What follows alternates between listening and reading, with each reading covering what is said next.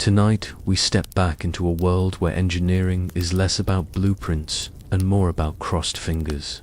The Middle Ages were a time of grand ambition and equally grand mistakes. Stone towers lean without meaning to, bridges tremble with each footstep, and scaffolding looks like it's held together by determination and splinters. This isn't the glossy medieval world from fairy tales.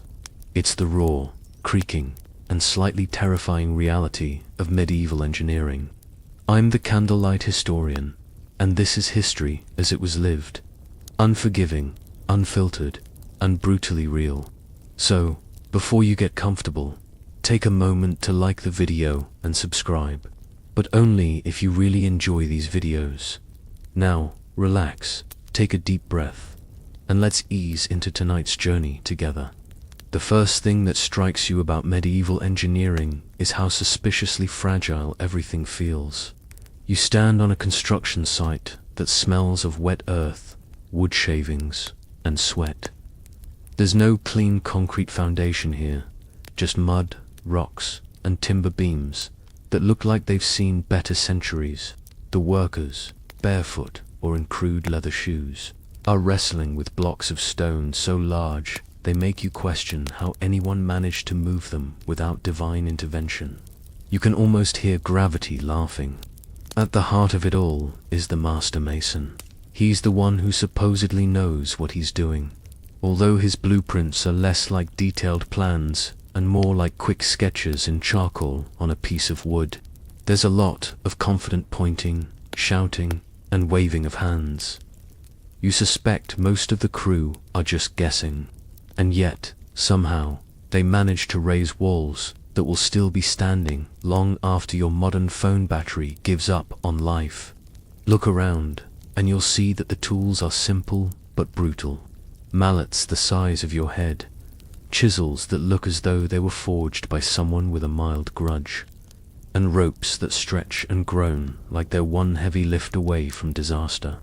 Every thud of stone meeting stone is both satisfying and slightly terrifying, because if something shifts even a little, there's a good chance it's coming straight down. The process of building anything, a church, a bridge, a fortress, starts with the land itself. First, the ground must be prepared, which usually involves a small army of workers with shovels, picks, and wheelbarrows. There's no bulldozer to level the soil, just the aching backs of peasants and a lot of shouting. And even then, the ground is often far from level. Many medieval buildings lean or sag because the soil underneath was never really ready for the weight about to be dropped on it. If a tower tilts, the builders shrug and say, "It's fine," gives it character. The stonework itself is like a puzzle designed to test your patience.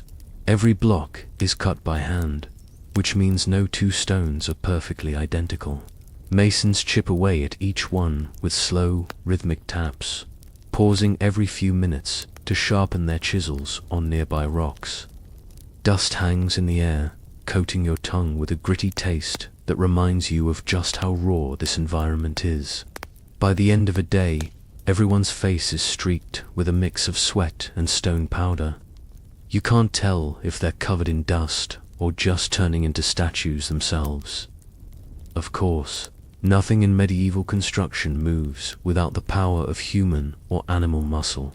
Horses and oxen are often hitched to crude wooden sleds, dragging stones across uneven ground.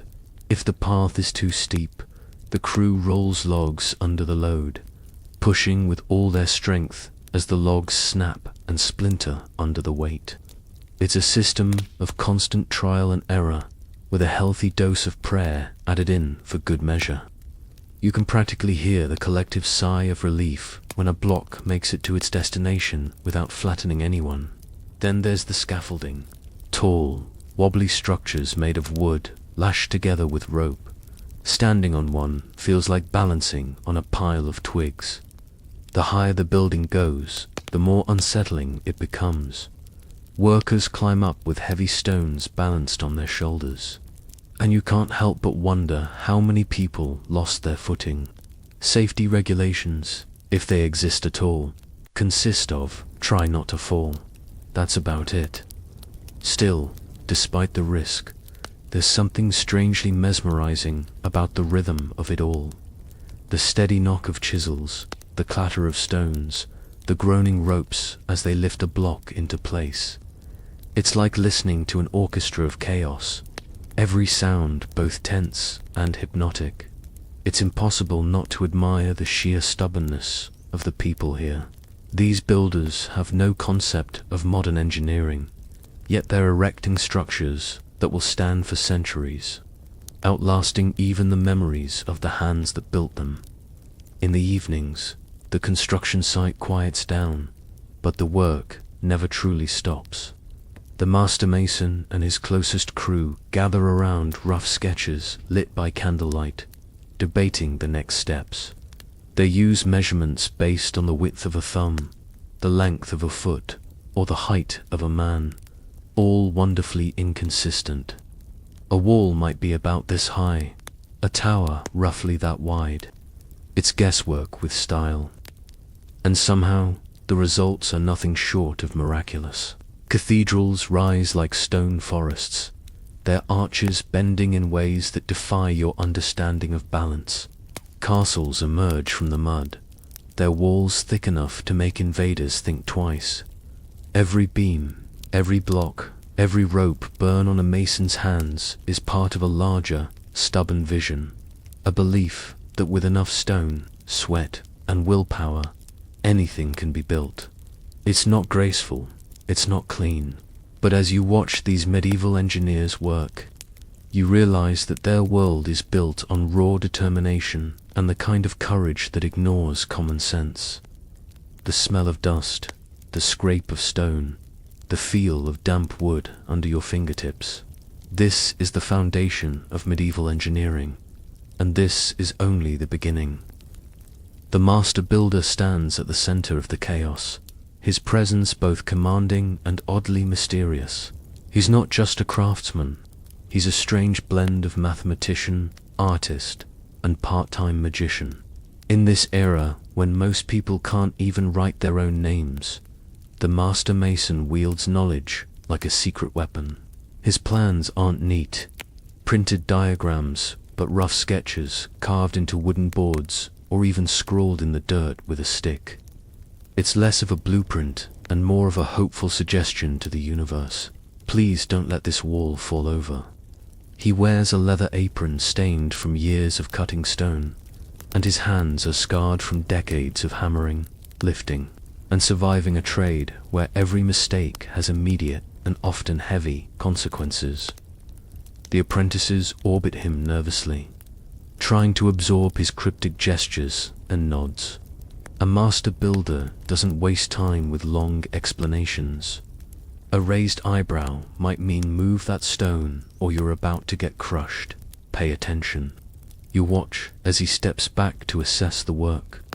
His gaze is sharp, scanning every line of the rising wall. Is it straight? Is it leaning?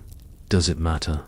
He gestures to one side, mutters something that sounds like both praise and insult, and walks away, leaving everyone slightly confused but motivated to keep working. It's part of his mystique. A little uncertainty keeps the crew on their toes. Medieval builders rely heavily on geometry, not the kind you remember from school with tidy diagrams and helpful calculators, but raw, hand-measured geometry done with knotted ropes and wooden compasses. The master builder stretches a rope between two stakes to check alignment, squints at the angle of the sun, and declares, "It's good enough." His confidence is unnerving but somehow comforting. If he says the arch will stand, you want to believe him, even if the arch currently looks like it's arguing with gravity. Behind him, a scribe is furiously taking notes. Well, notes is a generous term. It's more like drawing symbols and codes only the master and a handful of other builders understand. This system is their secret language, part necessity, part job security. After all, if everyone could read these plans, the master builder wouldn't be so important. He's the gatekeeper of knowledge, the one who knows which stones to place first and which ones to pray over. The rest of the crew trusts him almost blindly because they have to. If he says that a wall can be twice as high, they grab more stones. If he says the scaffolding will hold, they climb, even as the wood groans under their weight. There's a sense of faith involved, not just in the work, but in the man directing it. And honestly, a lot of the time, faith is all they've got. It's not just about building something strong. It's about building something that looks impressive. The master builder understands that a grand cathedral or fortress isn't just functional, it's a statement of power. Every towering wall and sweeping arch whispers to anyone passing by, "Look what we can do. Look how strong we are." A crooked or uninspired design simply won't do, even if it means experimenting with techniques that might, and often do, fail. The master pushes the limits of what wood, stone, and stubbornness can achieve. You see him mark out a circle on the ground using nothing more than a length of rope, a stick, and a steady hand. This isn't just a circle. It's the base of an arch that will stand higher than any building in the village. He tests the tension of the rope, stepping back to admire his work with a kind of pride usually reserved for people who just invented fire. Nearby, the apprentices are whispering. One of them looks at the angle of the rising wall and mutters that it's leaning. The master doesn't look up. He simply says, "It's supposed to do that." Whether or not this is true, no one dares to argue. His word is law. And, more often than not, his instincts are right. As evening approaches, the master builder becomes more animated. This is when he does his rounds, checking each section of the site with a mix of authority and mild exasperation. He points out gaps between stones, corrects lines with a quick swipe of his hand, and occasionally delivers a lecture about how this arch needs to be perfect because it's going to hold up half the building. You can tell he's tired. His voice grows rough, his movements slower. But there's no stopping until the day's work is done. The apprentices admire him, though they wouldn't say it out loud. He's gruff, often sarcastic, and terrifying when he's angry. But he's also the only reason this project hasn't collapsed into a pile of rubble yet. His ability to see a building in his mind before it's even finished is almost eerie. You suspect that he dreams in stone and timber, that he can sense when something is wrong just by listening to the creak of the scaffolding. When night falls, he lingers long after the workers have gone home. You find him standing alone, hands on his hips, staring up at the half-finished wall. It's quiet now, except for the wind whistling through the gaps in the stone. There's a moment where he simply stands there, as if daring the building to misbehave. Finally, he nods, satisfied for the moment. Tomorrow, he'll be back at dawn, ready to wrestle with gravity all over again. There's something oddly comforting about his presence. In a world where so much feels unpredictable, from weather to war to the state of your muddy boots, the master builder is a reminder that some things can be made to last. Even if it takes a lifetime of cuts, bruises, and near misses to get there. The sun hasn't fully risen, yet the construction site is already alive with the groaning and creaking of wood. This is the sound of medieval cranes, towering wooden contraptions that look like someone tried to build a windmill after a long night of drinking. They're powered by pure muscle, either by workers walking inside giant hamster wheel-like drums, or by teams of oxen trudging in endless circles. There are no engines, no hydraulics, just an alarming mix of rope, timber, and hope holding everything together. You watch a crane hoist a block of stone, the rope stretched tight like a bowstring ready to snap. The block sways in midair as workers, shout instructions to one another. Left, no, right, no, the other right. It's organized chaos. Every lift feels like a gamble, a delicate dance between physics and sheer stubbornness. If the wind picks up or someone slips, you can practically hear the medieval insurance premiums skyrocketing. Not that such a thing exists. If something goes wrong here, there's no paperwork, just yelling and possibly a funeral. The ropes themselves are works of art, thick, twisted strands of hemp, each one hand-woven and treated with animal fat or wax to keep them from fraying. They smell faintly of sweat and livestock, which isn't surprising since everything else here does too. Ropes are life and death on a medieval site. A single rope can hold a stone weighing as much as an ox, but only if it's maintained properly. If it frays, the crew doesn't get a safety warning. They just get crushed. The wooden beams used for cranes and scaffolding are no less sketchy. They're often rough-hewn logs, not perfectly straight planks, which means everything is just slightly off. The crane might lean a little to the side. The scaffolding might sway when the wind blows. The workers ignore it, or at least pretend to. You can see them subtly testing the structure before climbing. A quick kick here, a tap there, just to check if it's going to hold. There's a particular method to lifting these stones. The crane operator, standing on a wooden platform, turns the wheel by hand, slowly winding the rope until the block inches upward. The sound is a mix of squeaks, groans, and an occasional loud crack that makes everyone pause and look up nervously. Every now and then, the entire crane shakes, like it's reconsidering its life choices. The workers below are responsible for guiding the stone into place. They use long wooden poles, shouting as they nudge the block like stubborn furniture. There's always one guy who yells, "It's fine," just as everyone else is diving out of the way. This person is either incredibly brave or just doesn't know any better. Possibly both. The risk doesn't end once the stone is lifted. Lowering it is even worse. Imagine trying to land a massive block into a perfectly cut space between two stones without cracking either one. The workers talk to each other in short, clipped commands, their faces tense. If the block doesn't fit, it's back to the chisels. And no one wants that.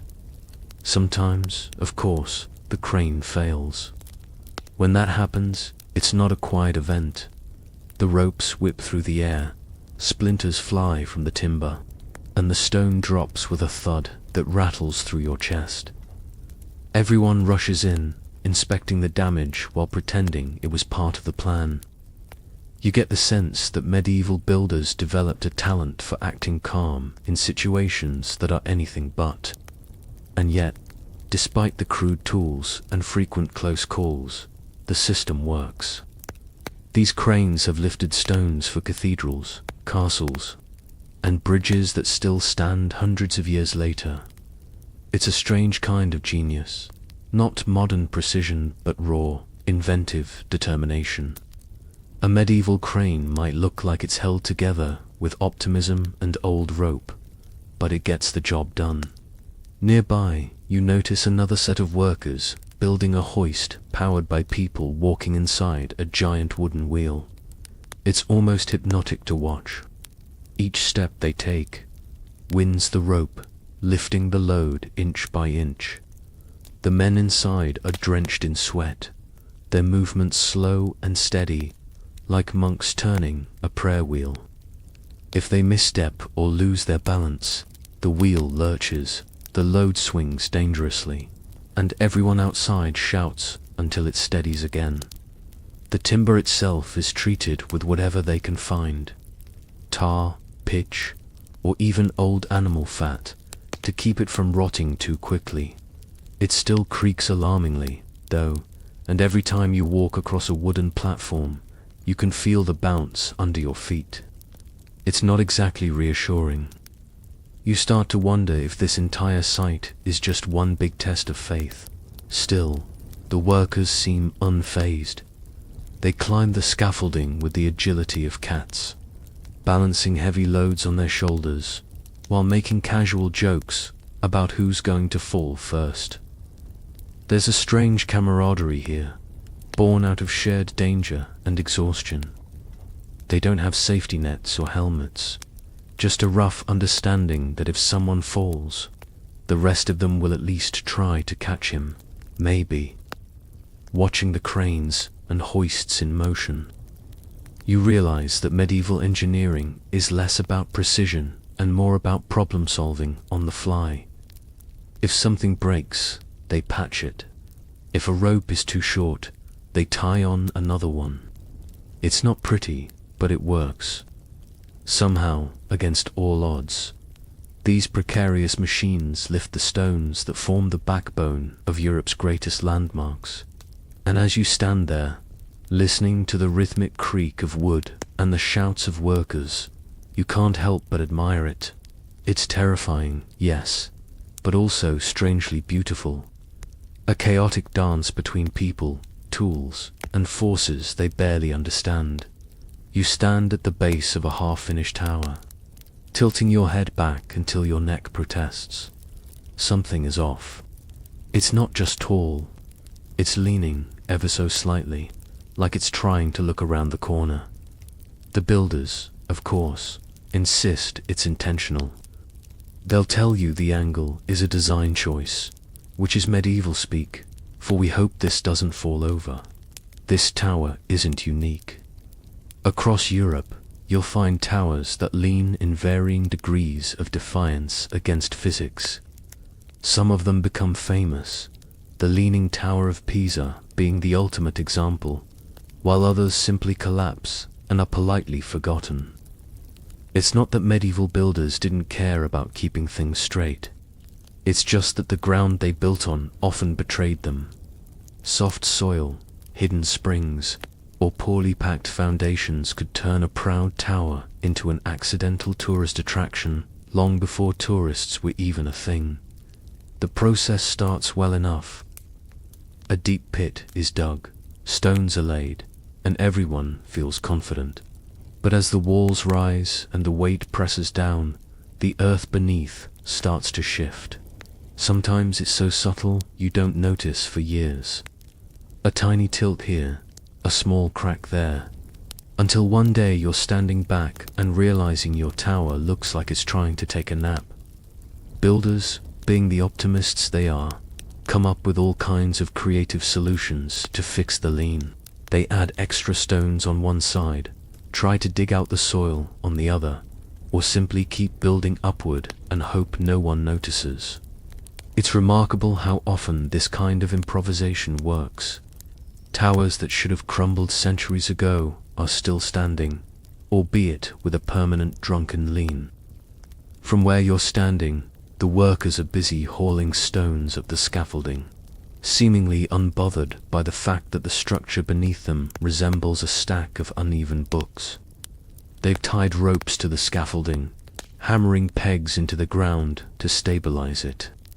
Though stabilize might be too strong a word, it still sways slightly in the breeze, and every creak of wood makes you hold your breath.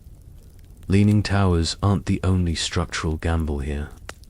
The walls are often built with a mix of stone and mortar that hardens over time, assuming the mortar isn't washed away by the next storm.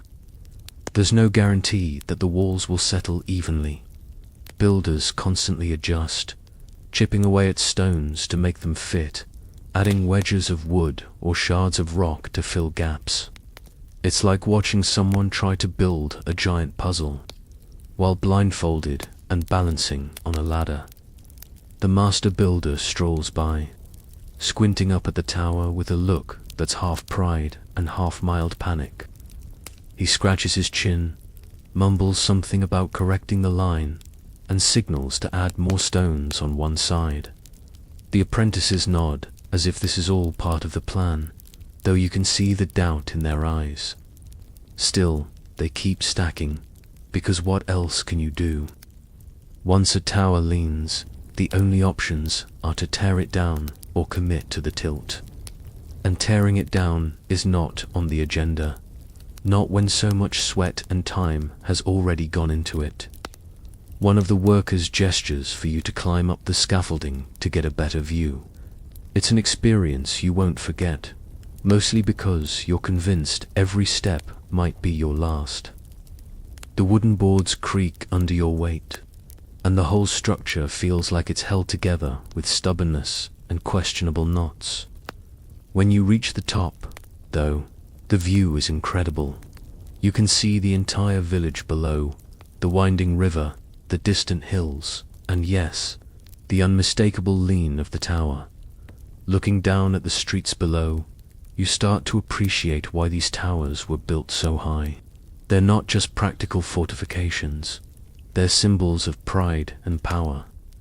A leaning tower might be an engineering headache, but it's also a conversation starter.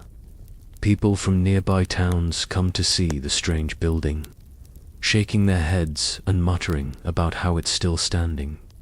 In truth, medieval engineering was as much about trial and error as it was about skill.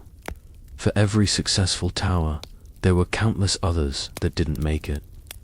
The difference between a monument and a pile of rubble often came down to luck, and a little bit of stubborn refusal to admit defeat. The workers take a break, wiping sweat from their brows and drinking from wooden mugs filled with warm ale. Yes, warm ale. Water isn't exactly safe, and no one has heard of iced coffee yet. They sit in the shadow of the leaning tower, laughing as though the entire structure isn't looming over them like a stone giant contemplating gravity. You can't help but laugh too, though nervously, because you're not sure this tower is going to be as cheerful in a strong wind as the sun dips lower. The scaffolding is bathed in golden light. From here, the lean almost looks deliberate, as though the tower is bowing to the setting sun. It's a strangely beautiful sight, even if it does make you want to step back a few paces. These towers might defy logic, but they also defy time, stubbornly surviving through centuries of storms, wars, and questionable construction decisions. And as the workers head home for the evening, the tower remains silent, slightly tilted, and utterly indifferent to the people who built it. The sun rises over the skeletal frame of a cathedral, and for a moment it feels like the world itself is holding its breath. This is where medieval engineering pushes past simple practicality and steps into the realm of ambition bordering on madness. Cathedrals aren't built to be modest. They are monuments of stone and faith, meant to scrape the sky and remind everyone who's really in charge. Both the divine and the bishop who commissioned the project, walking onto a cathedral construction site is like stepping into a giant puzzle made of rocks. The walls stretch upward, but they're not just thick blocks, stacked on top of one another. They're laced with intricate carvings, windows taller than houses, and arches so delicate you wonder how they don't simply collapse under their own weight. Every corner has someone chiseling a piece of stone, each blow sending a puff of fine dust into the air. It smells like cold earth and limestone, a scent that clings to everything: clothes, hair, even your breath. The scaffolding here makes the tower site look tame. Imagine a web of wooden planks lashed together with rope, rising as high as the walls themselves. Workers scuttle across it like ants, hauling stones and buckets of mortar as if falling is just part of the daily routine. You watch one mason crouched at the very edge, carving the face of a gargoyle while balancing on a plank barely wider than his boot. You wonder what medieval life insurance would have cost. And the hours, brutal. A single cathedral can take decades, even centuries, to finish. The people who start building it often never live to see the final spire in place. Generations of masons, carpenters, and laborers pass down their skills, and their half-healed injuries just to keep the project alive. You can almost feel the weight of time in every stone, as if the building itself is quietly absorbing the lives of everyone who's worked on it. The master builder here is not just skilled, but almost theatrical. He walks the site with a mixture of pride and tension, barking orders about how the buttresses need to be thicker, or how the arch isn't curving gracefully enough. He's obsessed with balance, not just keeping the walls upright, but making sure the entire structure feels symmetrical, elegant, and grand. A cathedral isn't just a building. It's a sermon carved into stone, designed to awe anyone who walks through its doors. Speaking of doors, even those are works of art. Huge wooden slabs bound with iron, etched with patterns so elaborate they make your modern front door look like it was designed by someone who just gave up halfway through. Every piece of the cathedral is designed to impress, down to the smallest detail. Even the gargoyles, which double as waterspouts, are carved with mischievous expressions, as if they're mocking you for thinking the Middle Ages were all dull and serious. You pause under a half-finished archway, tilting your head back to watch as a team of workers maneuvers a massive keystone into place. This is a high-stakes moment. If the keystone doesn't fit, the whole arch could collapse, and that's the kind of disaster that ruins everyone's day. The workers move with quiet focus, guiding the stone with ropes and wooden poles. There's a tense silence, then a cheer as it slots perfectly into place. The relief is palpable. Cathedrals rely on a delicate balance of forces. Arches push outward as much as they hold weight, which is why flying buttresses are essential. These external supports look like graceful stone arms, but their sole purpose is to keep the walls from exploding outward. They're architectural lifesavers, even if they make the building look like it's wearing stone wings. Inside, the cathedral is already taking shape, though it's far from finished. The floor is littered with tools, scaffolding poles, and buckets of lime mortar. You step inside and immediately feel small. Even without the roof in place, the walls soar above you, creating an echo that makes every sound, from footsteps to hammer strike, feel both grand and ghostly. It's easy to see how these places inspire awe. They're designed to. The stained glass windows are another marvel. Each panel is painstakingly made by hand, tiny pieces of colored glass joined with strips of lead. From up close, they look like a chaotic mosaic, but when the light filters through, that's where the magic happens.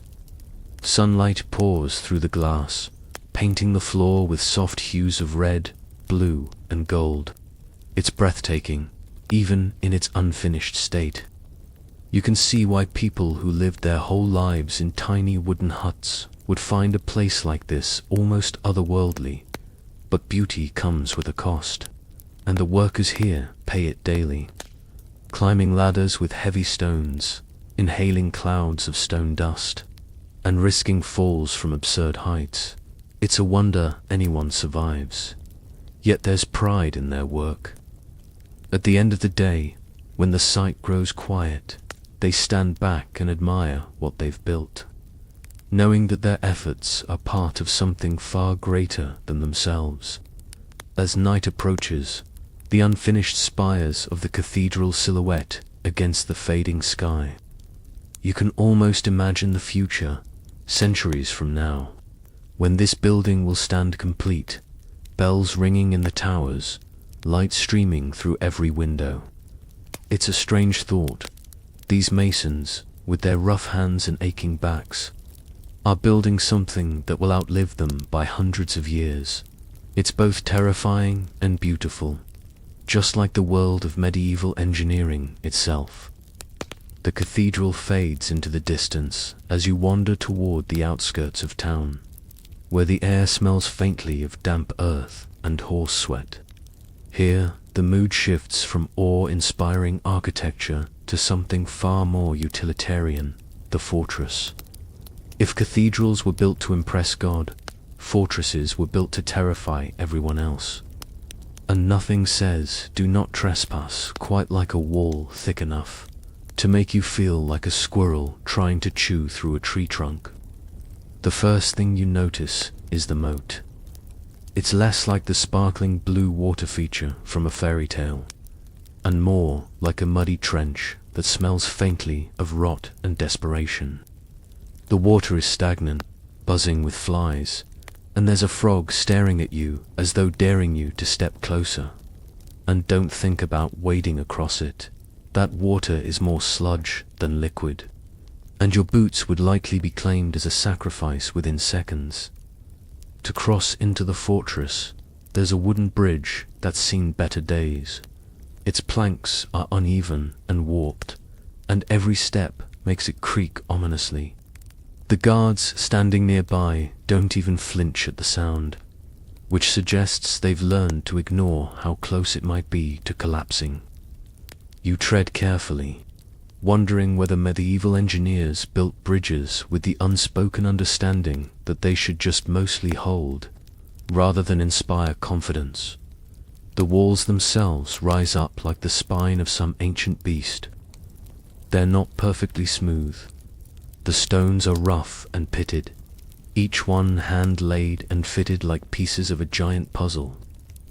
The mortar is thick and gritty, pressed into every gap, but you can still see where repairs have been made over the years. This wall isn't just for show.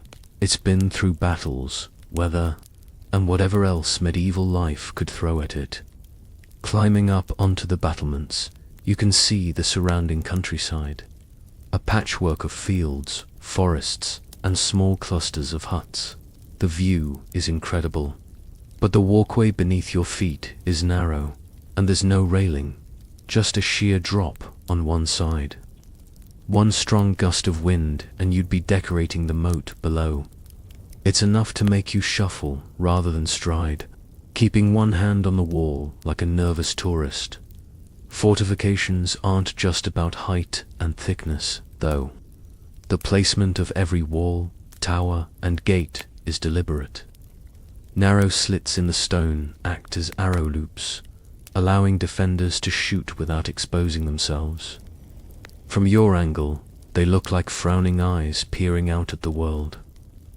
You imagine standing here during an attack, the air thick with smoke, arrows hissing past like angry bees. The thought alone makes you grateful that this is just a quiet day. Inside the fortress, the ground is uneven, churned into ruts by carts and years of marching boots. Everything smells faintly of smoke, animal manure, and old timber. There are piles of firewood stacked against the walls, ready for cooking or defense, and barrels of water that you suspect have not been changed since the last time anyone thought about hygiene. It's a place built for survival, not comfort. The engineers who designed these walls had to think like invaders to build something impenetrable. How high can a ladder go before it's useless? How wide does the moat need to be so attackers can't fill it in? Every choice, every stone placement is a calculated decision, a balance between practicality and sheer intimidation. A fortress isn't just a structure, it's a psychological weapon. Looking up at the walls, you can't help but feel small, and that's exactly the point. There's a gatehouse nearby, complete with a portcullis which hiss a heavy iron grid that can drop in an instant, slicing off any chance of escape. The chains that hold it are thick, rusted from years of exposure, and you can hear them rattling, slightly in the breeze. Just imagining the sound of that gate slamming down in the middle of a siege is enough to make your heart beat faster. Medieval engineering wasn't just about building things to last. It was about building things that could inspire fear. Even the paths leading up to the fortress are designed for defense. They twist and turn, forcing attackers to slow down and expose themselves. If you're not paying attention, You might trip over the uneven stones or step into a patch of deep mud. And when it rains, which it often does, the entire place turns into a slippery obstacle course. You can't help but think that part of the design was simply to wear down anyone who dared approach. As the day winds down, you climb to the highest point of the walls. The sun is setting, casting long shadows across the moat, making the water glimmer like a dark ribbon. It's quiet now, but you can almost hear echoes of the past, the clanging of armor, the thud of arrows hitting wood, the shouts of men defending their home. The fortress, for all its coldness, feels alive with history. Every stone has been touched by hands that built, defended, and sometimes died here.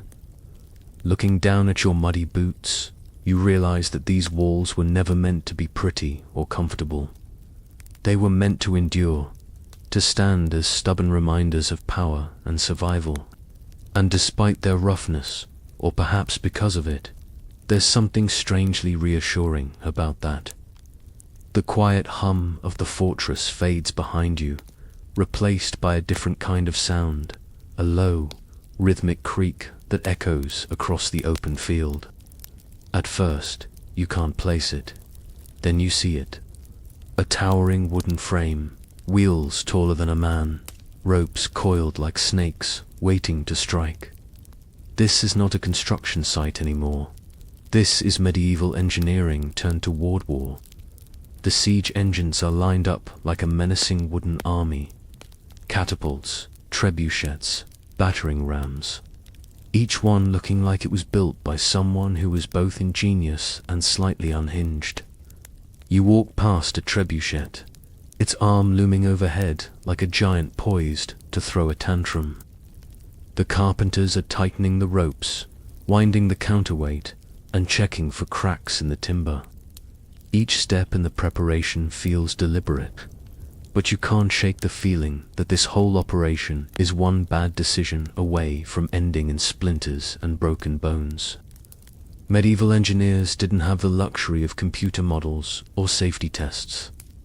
Their testing phase was, let's say, hands-on. You can almost hear the conversations. Will this hurl a boulder over the wall? Not sure. Let's try it and hope for the best. It's both thrilling and terrifying to watch. A group of workers gathers near a catapult, hauling a massive rock into its sling. They're grunting, sweating, and shouting instructions, though half of those instructions seem to contradict each other. Once the stone is in place, they step back, exchanging nervous glances. One man gives a final tug on the rope, and the entire machine groans like an old ship in a storm. The arm snaps forward with a violent crack, flinging the stone into the sky. It arcs gracefully. For a moment, you almost forget the violence behind it, before crashing into the distant field with a dull, ground-shaking thud. The workers cheer, but it's a cautious cheer. They all know how often these machines misfire. Trebuchets, the kings of medieval siege warfare, are even more terrifying. They rely on counterweights, heavy boxes filled with stones or sand, to sling projectiles farther than you'd think possible. As you watch one being prepared, you can feel the tension in the air, both literal and figurative. The ropes tighten, the wooden frame bends slightly under the strain, and you instinctively take a step back. When it releases, the sound is deafening. The arm whips forward, and the projectile, a huge, uneven boulder, soars through the air, disappearing behind the hill with a crash you can feel in your chest. Not every attempt is so smooth. Sometimes the ropes snap, sending fragments flying.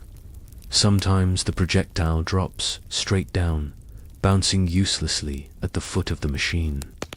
And sometimes, though no one wants to admit it, the entire contraption collapses under its own stress.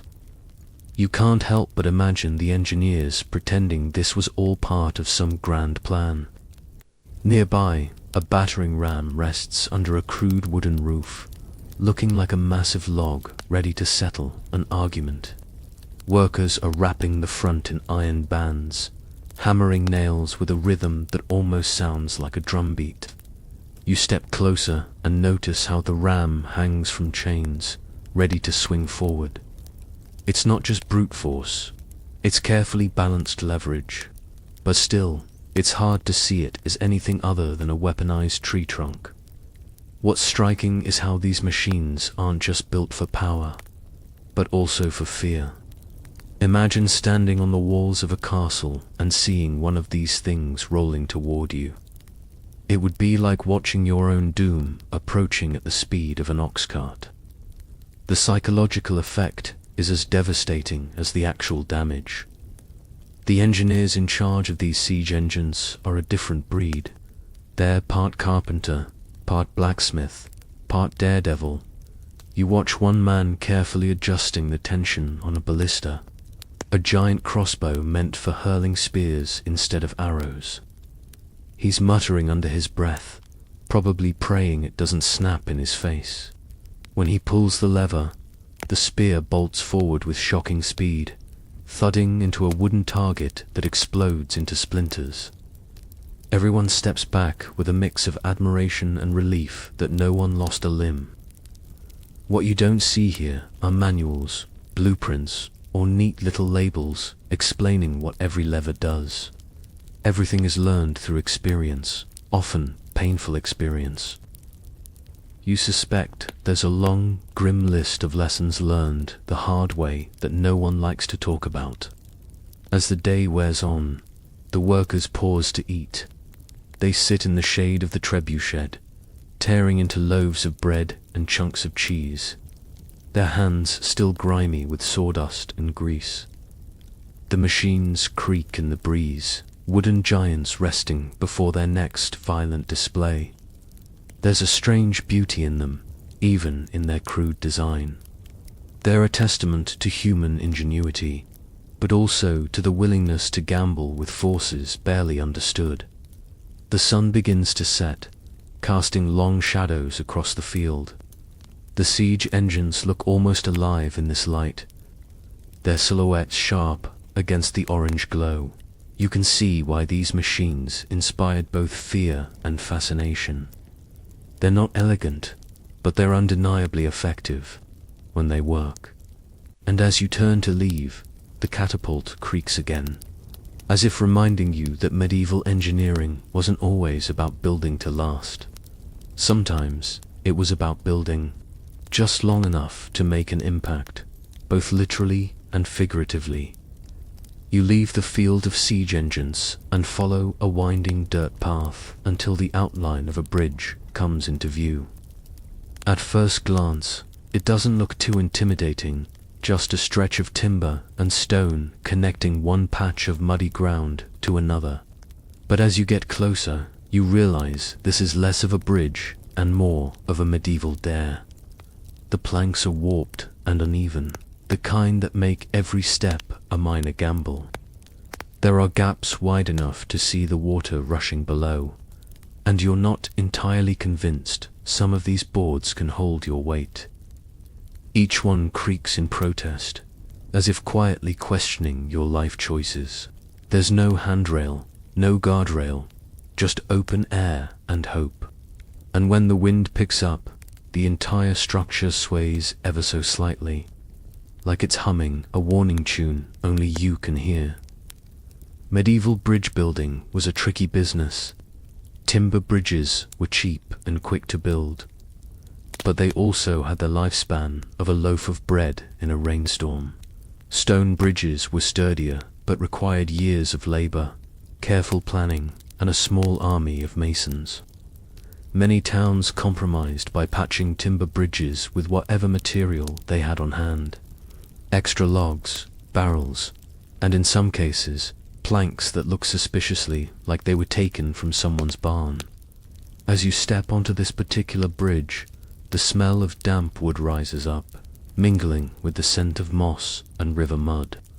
The boards flex under your feet, and you instinctively test each step, just in case. There's a farmer leading a cart ahead of you, its wheels clattering so hard you half expect the whole structure to give way. He doesn't seem worried though. You get the sense that people here are used to living with the daily threat of collapse. Underneath, the river churns, brown and frothy from the recent rains.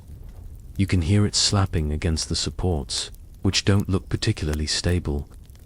They're just rough logs driven into the riverbed, lashed together with rope and iron bands that are already rusting. One of the supports leans slightly, but no one seems to mind. It's good enough, which seems to be the unofficial motto of medieval engineering. Further along the bridge, you notice a patch of fresh timber where repairs have been made. It stands out against the darker, weather-worn wood, like a desperate band-aid on an old wound. Someone clearly patched this section recently, and you wonder if they tested it first or just crossed their fingers and hoped. Given the time period, probably the latter. If you're lucky enough to encounter a stone bridge, the experience is a little less nerve-wracking but no less impressive. Stone bridges are marvels of medieval engineering, arches carefully cut and placed to distribute weight, with keystones that hold the entire structure together like a puzzle piece, locking the whole thing in place. These bridges don't just carry people, they carry centuries of footsteps, hooves, and cartwheels. The masons who built them worked with painstaking precision, carving each block by hand, often standing knee-deep in cold river water while trying to keep their tools from slipping. It wasn't glamorous work, and yet, when you look at a stone bridge that has stood for hundreds of years, it's impossible not to admire the sheer stubbornness of the people who made it. But not every stone bridge was perfect. Some were built too narrow, barely wide enough for two carts to pass. Others were steep, turning the simple act of crossing into a slow, uphill battle. And of course, if the foundation was laid on soft soil or a riverbank prone to flooding, the entire structure was at risk of leaning or collapsing. Medieval engineering had a knack for testing the limits of luck. You stop in the middle of the bridge and look around. There's a faint mist rising from the water, catching the sunlight in a soft, golden glow. Birds wheel overhead, their cries echoing against the wooden beams. For a moment, it feels peaceful, almost romantic, in that if this breaks, I'm done for kind of way. A pair of children run past you, their bare feet slapping on the boards as they laugh. They don't seem the least bit concerned about the possibility of falling through. It's a reminder that for the people who live here, this is just life.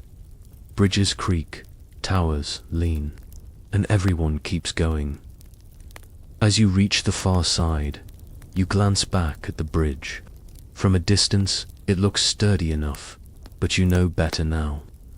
Every plank, every rope, every groaning beam is part of a balancing act between survival and collapse.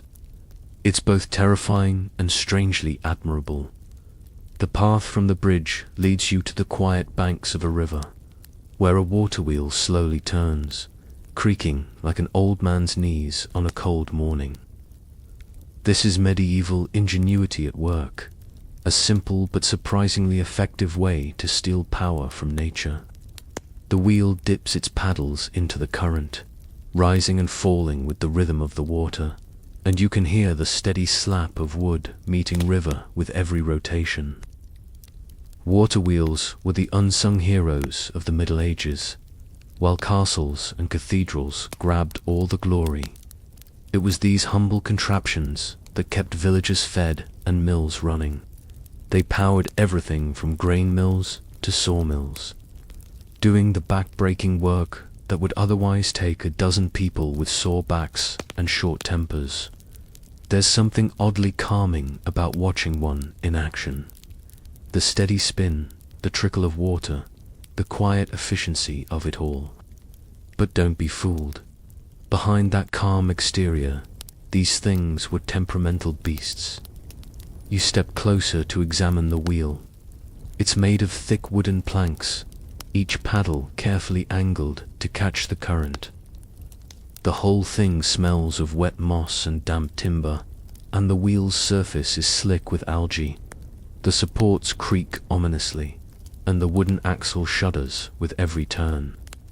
You can't help but wonder how long this thing will last before a paddle snaps off and floats downstream like a sad piece of driftwood. Inside the mill, the magic of medieval engineering becomes clearer. Wooden gears, all hand-carved, clank and groan as the water wheel's movement is transferred through the building. There's no oil or smooth metal bearings here. Just wood grinding against wood, treated with animal fat or pitch to stop it from seizing up. The floor vibrates slightly with each turn, and you half expect a gear to come loose and roll across the room. The miller, covered in a fine dusting of flour, moves through the space with casual expertise. He doesn't even glance at the wheel, as if the constant noise is as normal as birdsong. You watch him pour grain into a hopper, which feeds it down into the grinding stones below. The stones themselves are massive, heavy discs of rough rock, one turning against the other. You can hear the grain cracking and feel the vibration through the floor as the flour trickles out like soft, pale snow. It's not a fast process, but it's 1,000 times better than grinding grain by hand. In earlier times, people would spend hours every day pounding seeds with stones just to make a loaf of bread. The water wheel changed all that, freeing up time for other tasks, or, more realistically, for other kinds of back-breaking work, progress, medieval style. Outside, you notice a smaller water wheel, one that looks more experimental. Medieval engineers were always trying to push the limits of what these machines could do. They powered hammers for smithies, pumped water into castle moats, and even tried to automate basic weaving. Not all of these experiments worked, of course. You imagine more than a few wheels collapsing into splinters, probably taking a worker or two into the river with them. The river itself is both a blessing and a threat. When the water runs high after heavy rains, the current becomes too strong, threatening to tear the wheel apart. In the dry months, the river slows to a trickle, and the wheel turns lazily, barely generating enough power to keep the mill running. It's a delicate balance, one that requires constant maintenance. The miller is always patching leaks, replacing paddles, and clearing debris. You get the feeling that running a watermill is less about engineering and more about endless negotiation with nature. Nearby, a group of children are splashing at the river's edge, watching the wheel turn as though it's some kind of magic trick. And in a way, it is. This isn't the raw muscle power of a crane or the brute force of a siege engine. It's harnessing the quiet, relentless strength of the river. There's something oddly graceful about it, even if the whole contraption looks like it's seconds away from falling apart. You pause for a moment, listening to the blend of sounds, the churn of water, the groan of wooden gears, the distant call of a bird. It's a strangely peaceful corner of medieval life, a reminder that engineering wasn't always about war or monuments. Sometimes it was about making life just a little bit easier, even if that ease came with a side of splinters, leaks, and creaky machinery. As you leave the mill, the wheel keeps turning behind you, steady and patient. Like it knows it will still be there tomorrow, groaning and creaking, but still working, still moving with the current. The road stretches out before you, though calling it a road might be giving it too much credit. It's more like a wide track of packed earth, with a few hopeful stones tossed in for good measure. Medieval roads weren't built for comfort. They were built for survival. And even then, The term built might be generous. Most of the time, roads were simply the paths that had been worn down by endless footsteps, cartwheels, and the occasional stubborn mule. As you start walking, the first thing you notice is the unevenness. Every few steps, your boot lands on a sharp rock or sinks into a patch of mud. If it has rained recently, the road becomes a collection of puddles, some of which are deep enough to qualify as small lakes. If it's been dry, the path turns to dust, coating your clothes and filling your mouth with the taste of grit. Coating your clothes and filling your mouth with the taste of grit. There's no winning here. Carts rumble past you, their wooden wheels squealing like tired animals. The wheels aren't even round by modern standards. They're just roughly circular slabs of wood that clunk and shake over every stone. Sitting on one of these carts would be like strapping yourself to a vibrating plank and hoping your spine forgives you. You can see why most people just walk. Road maintenance is practically non-existent. If a hole forms, it stays there until enough people have tripped over it to make someone angry enough to throw in some rocks. There are no road crews, no fresh layers of gravel, just the occasional villager with a shovel and a bad attitude. If you're lucky enough to be on one of the main Roman roads that survived from centuries earlier, you'll notice the difference immediately. The stones are still tight and level, a reminder that Rome's engineers were in a league of their own. Medieval builders often tried to copy their work, but with mixed results. The smell along these roads is its own adventure. Without sewers or proper drainage, everything, and I mean everything, ends up here. Animal dung, food scraps, and whatever someone just tossed out their front door. The smell is a pungent cocktail of life, death, and yesterday's dinner gone horribly wrong. If you're unlucky enough to get caught in a crowded section of road during market day, it's like wading through a living soup of smells you'd rather forget. Road signs, forget it. The closest you'll get to a signpost is an old wooden cross with a faded arrow carved into it, pointing vaguely in the direction you need to go. Directions are usually given by referencing oddly shaped trees or buildings. Turn left at the leaning barn, then go past the rock that looks like a goat. It's charming in a chaotic sort of way, but you wouldn't want to navigate these roads in the dark. Speaking of darkness, travel after sunset is basically asking for trouble. There are no street lamps, and torches do little more than cast eerie shadows. The road becomes a series of hazards waiting to trip you, potholes, loose stones, and occasionally the sleeping body of someone who simply gave up on reaching their destination. Most people just camp where they are, because walking in medieval darkness is like wandering blindfolded through a field of traps. Bridges, as you've already seen, are rare, which means roads often just plunge into rivers and hope you can figure out how to cross. Sometimes there's a shallow ford, but after rain, the water rises quickly, turning what looked like a gentle stream into a churning, muddy threat. If you're traveling with a cart, good luck.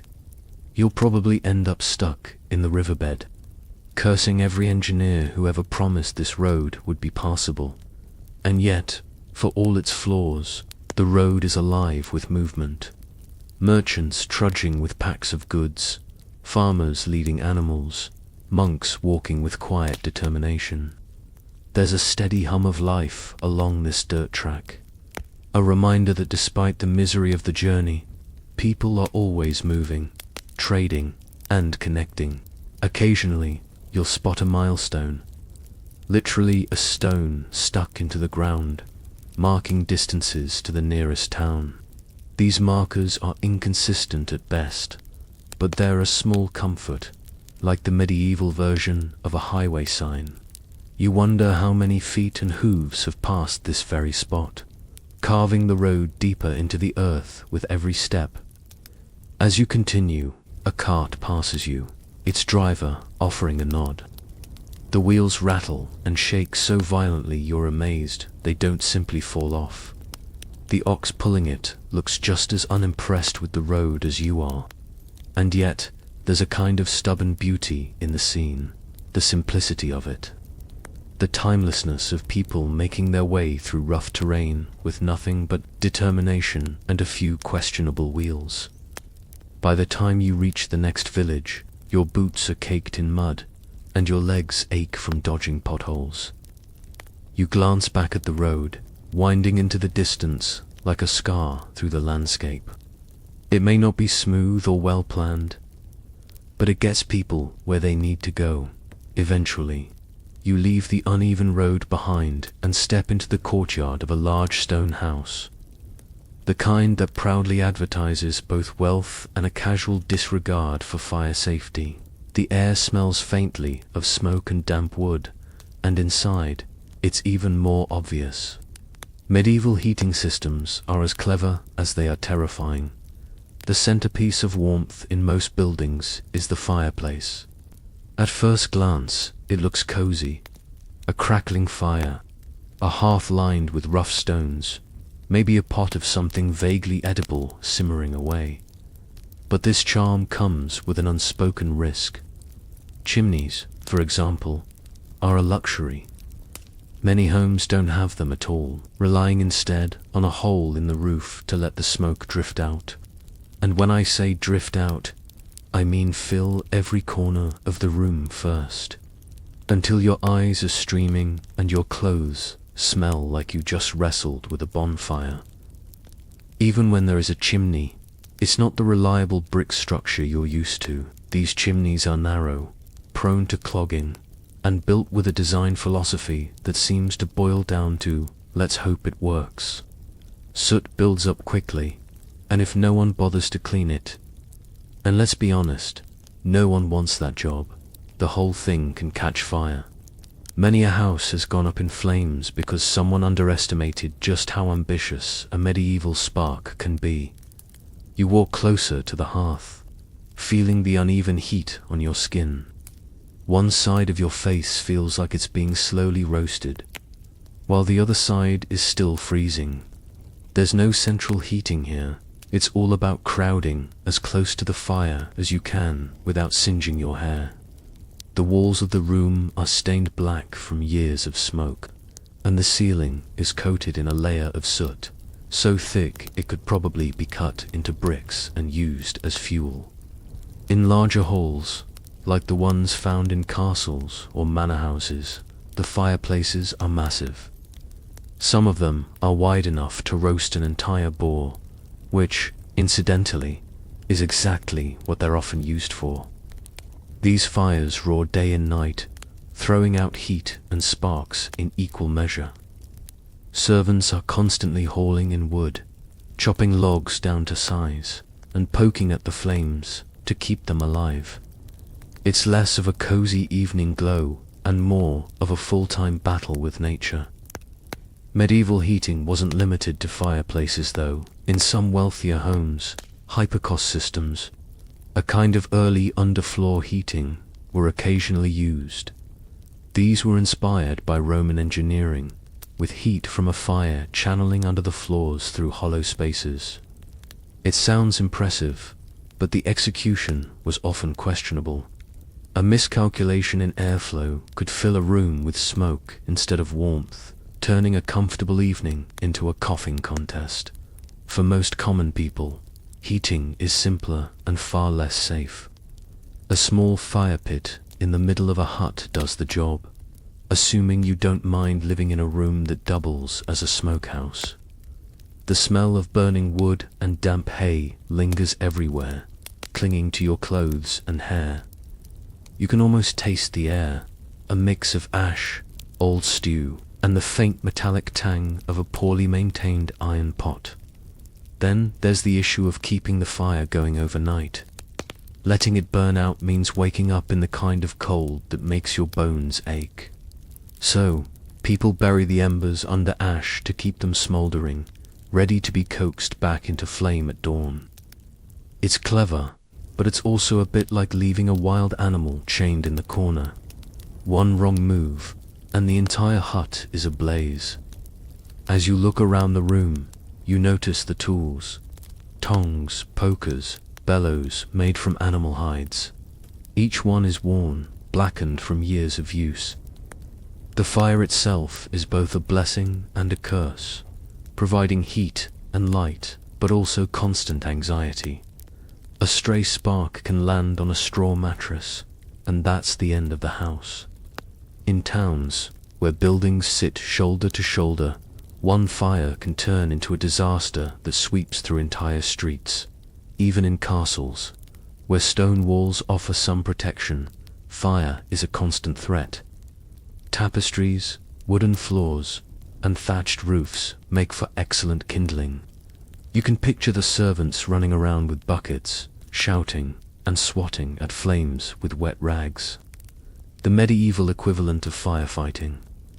It's a miracle any building survived long enough to become historic. The heat, when it does work, is both soothing and uneven. You sit by the hearth for a moment, feeling the warmth soak into your hands, only to notice that your back is still freezing. It's a strange kind of comfort, enough to take the edge off the cold, but never enough to make you feel fully at ease as you leave the house. The smell of smoke follows you out, clinging to your cloak like an uninvited guest. Medieval heating might not be elegant, but it's a reminder of how much people relied on raw fire, both for survival and for a sense of home. It's a small, flickering piece of control in a world that often felt untamed. The crackle of fire fades behind you as you step back toward the fortress gates. Here, medieval engineering reveals yet another face: the art of entry and denial, of drawbridges and portcullises, all designed to make an enemy's life as unpleasant as possible. The gate looms ahead, a hulking structure of iron, wood, and spikes, looking less like a doorway and more like a challenge. The drawbridge is the first line of defense, and at first glance, it's almost laughably simple. A long wooden platform spanning the moat, held by chains so thick they look like they could anchor a ship. It creaks under its own weight, every link groaning as if it spent the last 100 years contemplating retirement. When raised, the bridge folds up like a wall, sealing the gate completely. When lowered, it slams down onto the muddy bank with a sound that echoes through the valley. A sort of wooden roar announcing that someone is coming or going. You step onto the drawbridge, and the first thing you notice is how uneven the planks are. Some dip under your weight, others are warped and splintered. Every footstep makes a hollow thud, reminding you that beneath you is just a thin barrier between safety and a very cold bath in the moat below. The chains rattle slightly in the breeze, and you wonder when they were last oiled. Probably never. Above the drawbridge is the gatehouse, a square tower of stone that houses all the mechanisms that make this entrance both impressive and deadly. Inside, a massive wooden drum is wound with chains, controlled by men who walk in slow circles to raise or lower the bridge. It's exhausting work, and the drum creaks like an old tree in a storm. One misstep, one mistake, and the entire bridge could drop like a guillotine, crushing anything unfortunate enough to be beneath it. The portcullis, the iron gate that slides up and down just behind the drawbridge, is even less inviting. It's a lattice of iron bars, pointed at the bottom like the teeth of some mechanical beast. When it falls, it does so with brutal speed, slamming into place with a clang that reverberates through the stones. You can imagine the terror of an enemy trapped under its shadow, knowing there's no way through without being skewered or crushed. Walking beneath the portcullis, you can see the grooves worn into the stone where the bars have scraped down countless times. The mechanism is surprisingly straightforward: a winch and pulley system that relies on pure manpower to haul the heavy grid upward. But simple doesn't mean safe. If the rope frays or the counterweight slips, the gate can plummet in an instant. It's the kind of engineering that works perfectly, right up until it doesn't. Inside the gatehouse, there are murder holes. Small openings in the ceiling designed for defenders to rain down all manner of unpleasant things on invaders. Boiling water, hot sand, stones, even rotten vegetables if they were feeling creative. Standing under one of these holes makes you instinctively want to move, as though some ghostly soldier might still be waiting above with a bucket. The entire entryway is designed to slow people down. Narrow passages force attackers to bunch together, making them easy targets for archers and defenders. It's like walking through a funnel that was intentionally built to make you nervous. Even without an army bearing down, the atmosphere here is tense. Every surface, from the rough wood of the bridge to the cold iron of the portcullis, feels heavy, purposeful, and slightly menacing. As you step through, the gatekeepers give the chains a test pull, and the drawbridge begins to rise. The groan of the wood, the squeal of the winch, and the rattling of the iron make it sound as though the entire structure is alive and grumpy. The bridge climbs steadily until it locks into place, sealing the moat like a lid. From the inside, the fortress now feels impenetrable. From the outside, it would feel hopeless. Watching the process, you can't help but marvel at the raw mechanics. There are no gears or motors here, just rope, pulleys, and sheer determination. Yet it works, and it has worked for centuries. It's a reminder that medieval engineers, for all their trial and error, understood leverage and weight better than most. The sun dips lower as you stand near the gate, the shadows of the chains stretching long across the ground. The smell of iron and wet wood lingers in the air, mixed with the faint tang of the moat. You can almost hear the echoes of past sieges, the pounding of battering rams, the shouts of defenders, the crash of stones hurled from catapults. This gate has seen it all and endured. As the portcullis is lowered again with a teeth-rattling clang, you take one last look at the drawbridge, resting now like a giant's arm over the muddy water. It's not elegant, it's not quiet, but it is undeniably effective. Medieval gates weren't built to be friendly. They were built to send a message. Come in if you dare, but don't expect to leave unscathed. Beyond the fortress walls, the air grows cooler and damp, carrying with it the earthy scent of soil that hasn't seen sunlight in months. You're heading underground now, into the hidden world of medieval tunnels, cellars, and passageways. A place where engineering feels less like construction and more like an exercise in controlled panic. These spaces were carved out for storage, escape routes, and occasionally for less pleasant purposes, like smuggling or siege defense. The entrance is little more than a dark hole at the base of a stone wall, framed by heavy wooden beams that look as though they've been holding their breath for centuries. The first step down is slippery, damp from the condensation that drips steadily from above. Your hand brushes against the wall, and it's cold and rough, coated with a thin film of moisture that leaves your fingertips clammy. The smell hits you almost immediately, a mix of wet earth, mold, and stale air that hasn't been disturbed in days, maybe weeks. Medieval tunnels were rarely designed for comfort. The ceilings are low, forcing you to stoop, and the floors are uneven, patched with loose stones that shift slightly underfoot.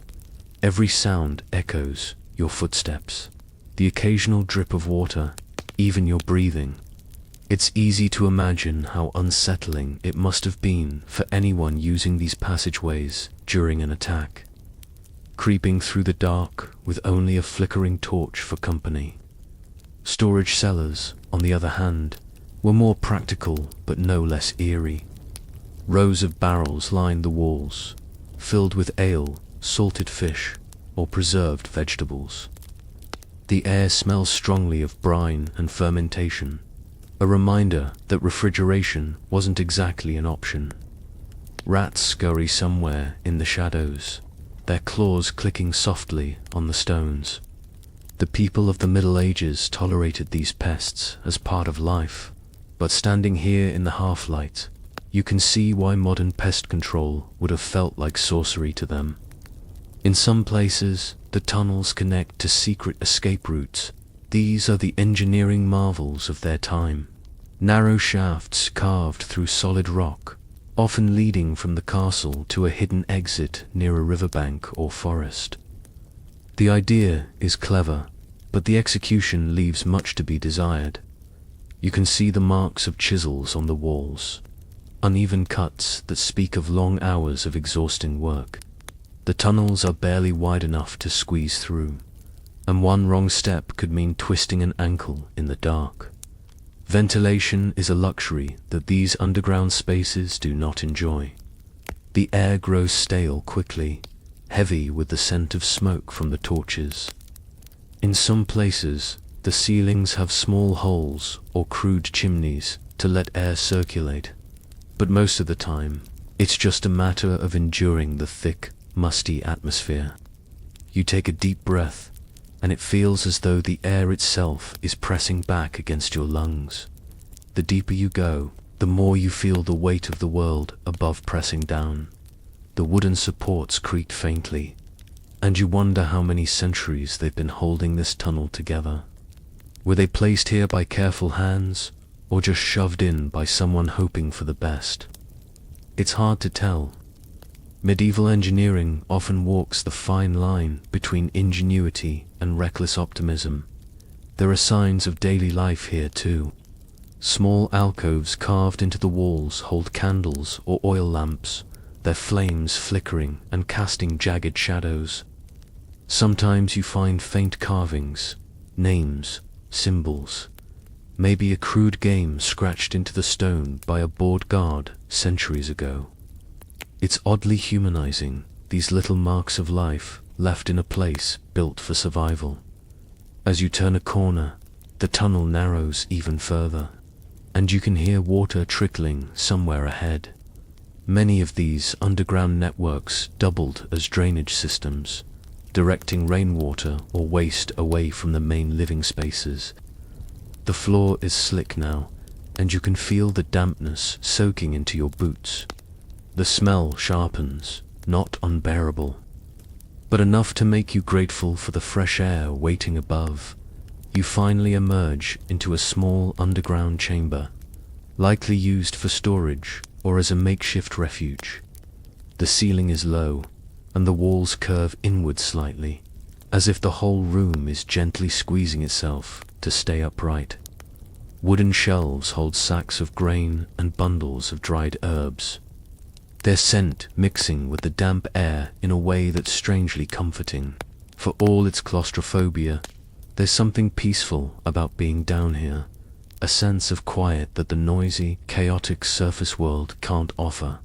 Still, you can't shake the feeling that these tunnels are alive in their own way. Every drip of water, every creak of wood, feels like the whisper of something ancient, watching and waiting. When you finally climb the steps back into daylight, the sudden rush of fresh air feels almost shocking, like waking up from a dream you're not entirely sure you enjoyed.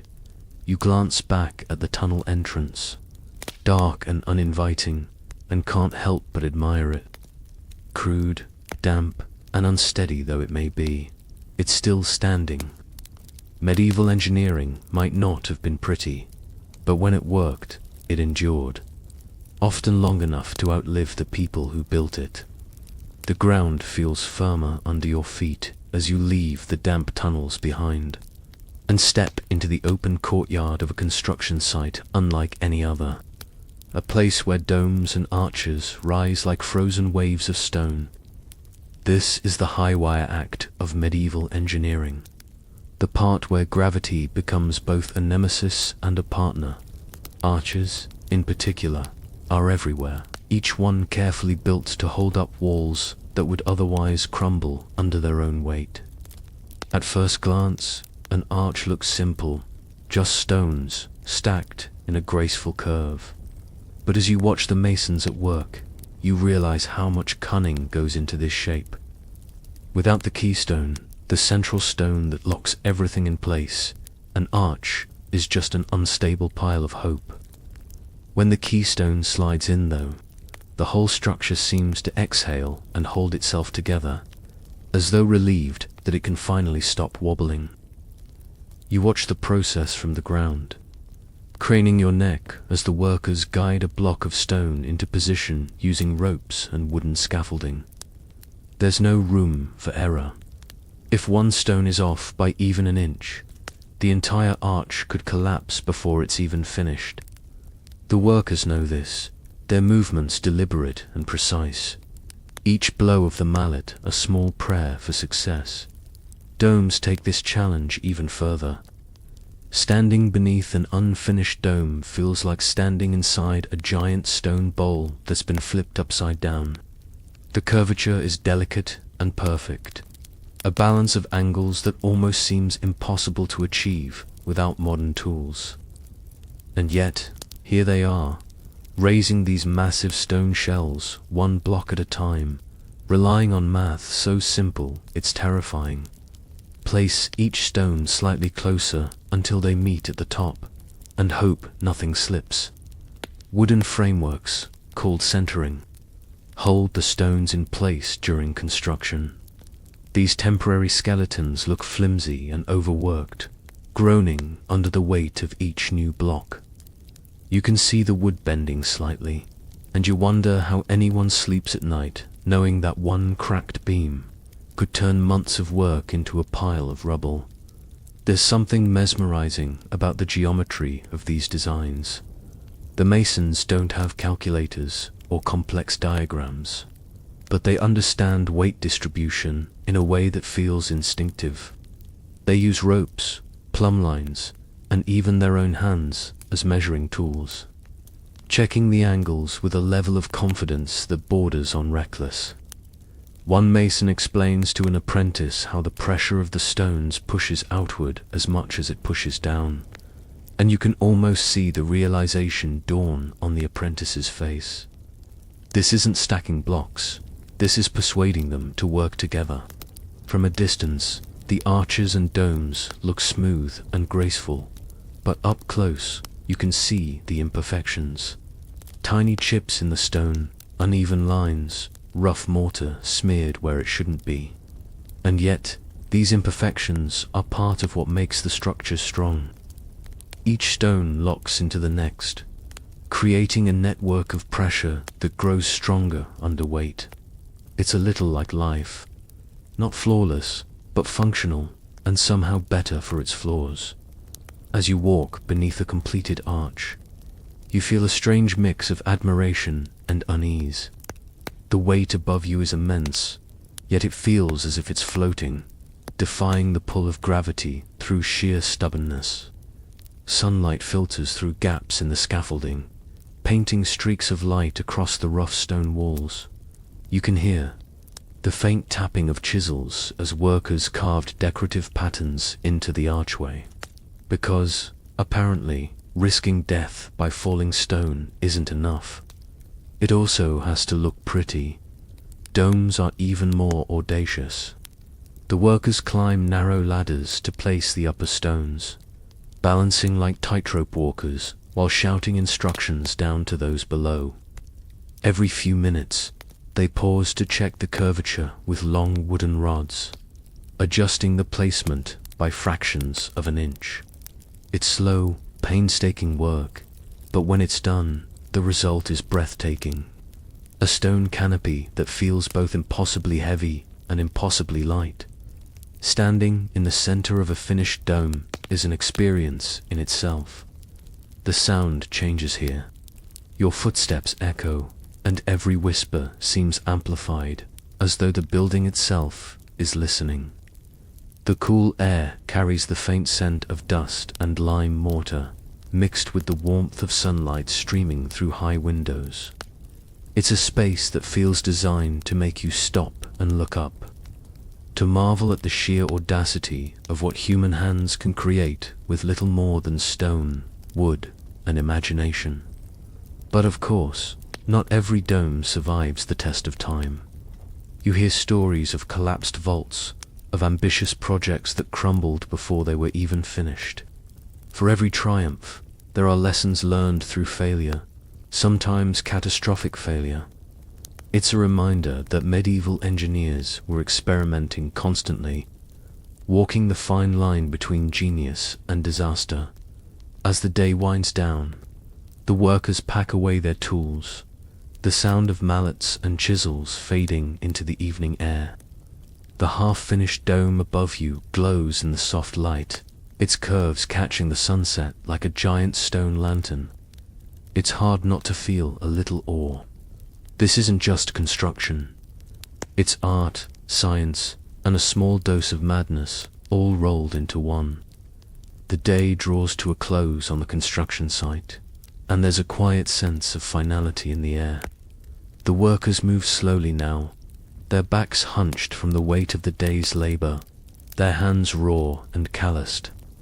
You watch as they haul the last stones of the evening into place, each block settling with a dull thud that reverberates through the ground.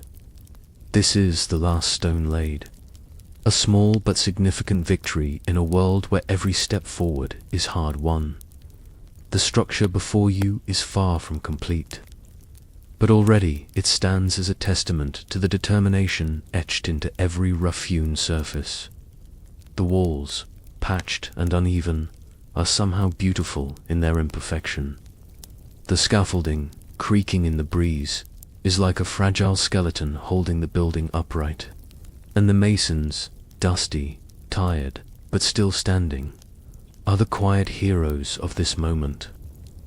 Men who will likely never see the final masterpiece but pour themselves into it anyway. There's something almost ceremonial about the way the master builder inspects the final stone of the day. He runs a hand across its surface, checking the edges with a critical eye before nodding to the apprentices.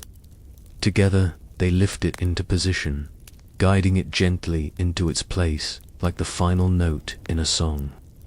A chorus of grunts and murmured encouragement follows, and then the site falls still for a moment, as though everyone is silently acknowledging the milestone. The soundscape shifts as tools are put away. The rhythmic clink of chisels and the thud of hammers fade, replaced by the soft murmur of conversation and the crackle of a small fire lit nearby. The workers sit in a rough circle, eating from wooden bowls filled with whatever stew or bread is available. They eat quickly, but not without laughter, sharing jokes that are half swallowed by exhaustion. You can almost feel the camaraderie among them, a bond forged by shared danger, sweat, and the strange satisfaction of building something that will outlast them. The sun dips lower, and the half-finished walls glow with the last golden light of the day. You walk slowly round the site, taking in the textures, the roughness of the stone, the splintered wood of the scaffolding, the earthy scent of freshly mixed mortar. There's no paint, no polish, just raw materials shaped by raw hands. And yet, there's an undeniable power in it, a stubborn defiance against time and nature. Somewhere nearby, a bell tolls, its sound carrying across the hills, like a reminder that the world outside this construction site is still alive. The workers look up briefly, but no one moves.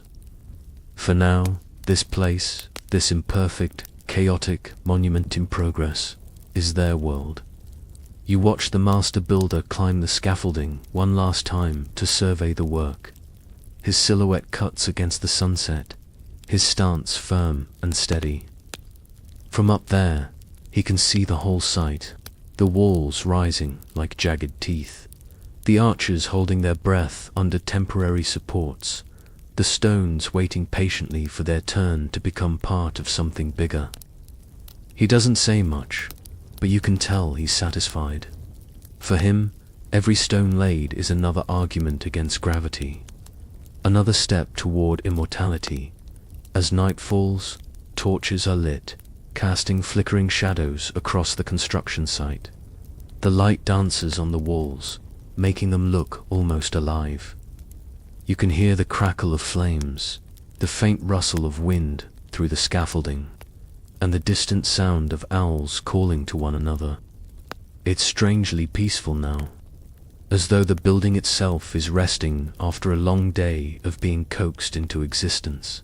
Standing there, you realize that medieval engineering isn't just about cranes, ropes, or clever math. It's about persistence.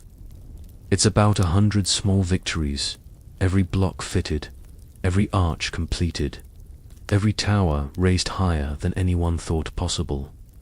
It's not clean or easy, but it's real, and it lasts. When the workers finally leave, the site falls silent, except for the soft hiss of the fire as it burns down.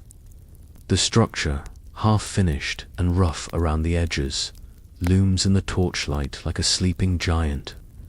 You take one last look at it, feeling a strange mix of awe and gratitude. Despite the chaos, the danger, and the guesswork, they are building something that will stand for centuries. Proof that even with the simplest tools, humans can defy the impossible. The last echoes of the day fade, leaving behind only the hush of night and the slow breathing of the earth. The construction site is quiet now, the tools neatly stacked, the scaffolding still, and the final stones resting under a pale moonlight that spills across the walls like soft silver paint. The air is cooler, carrying the faint scent of smoke and lime, and each breath feels slower, calmer, as though the world itself has decided to rest. You linger for a moment, standing in the shadow of the half-finished walls. There's a quiet strength in them, a reminder of the countless hands that shaped each block, the determination that built cathedrals, bridges, and fortresses without machines, without certainty, and often without safety.